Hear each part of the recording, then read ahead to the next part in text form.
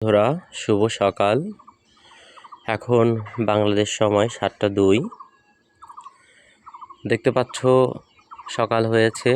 আমি একটু যদি নিচের দিকে ক্যামেরা করি তাহলে দেখো অনেকটাই পরিষ্কার দেখা যাচ্ছে, একদম স্বচ্ছ।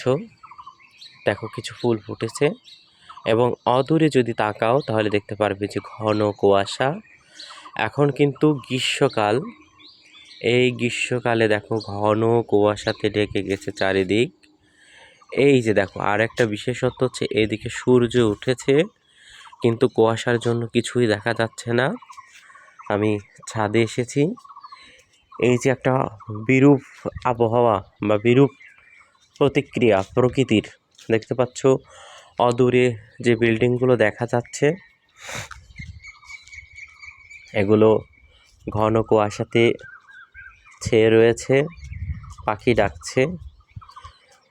এবং আমরা যতটুকু দেখছি দেখো কাছে যেগুলো রয়েছে সেগুলো পরিষ্কার, কিন্তু আমরা অদূরে যদি তাকাই তাহলে খুব বেশি দেখা যাচ্ছে না, একদম ঝাপসা এবং প্রচণ্ড কুয়াশাতে সমগ্র এলাকাটাই একদম ছেয়ে রয়েছে। যদিও আমার অন্যান্য ভিডিওতে দেখেছো যে সামনের দিকে একটি মেডিকেল কলেজ রয়েছে, সেই মেডিকেল কলেজটা এখন ঘন কুয়াশার জন্য দেখা যাচ্ছে না।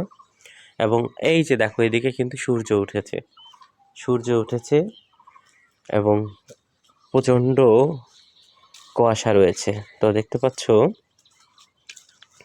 যদি আমরা একটু এদিকে আসি, এই যে দেখতে পাচ্ছ আমাদের বাড়ির পাশে এখানে রয়েছে সপেতা গাছ এবং এখানে দেখো সম্ভবত 12 মাসি গাছ। একদিকে ফুল ফুটেছে, একদিকে ফল রয়েছে এবং অদূরে দেখো বিল্ডিংগুলো কিন্তু দেখা যাচ্ছে না। তো এই যে একটা প্রকৃতির বিরূপ প্রক্রিয়া, এই প্রক্রিয়াকে কি বলে আমি জানি না।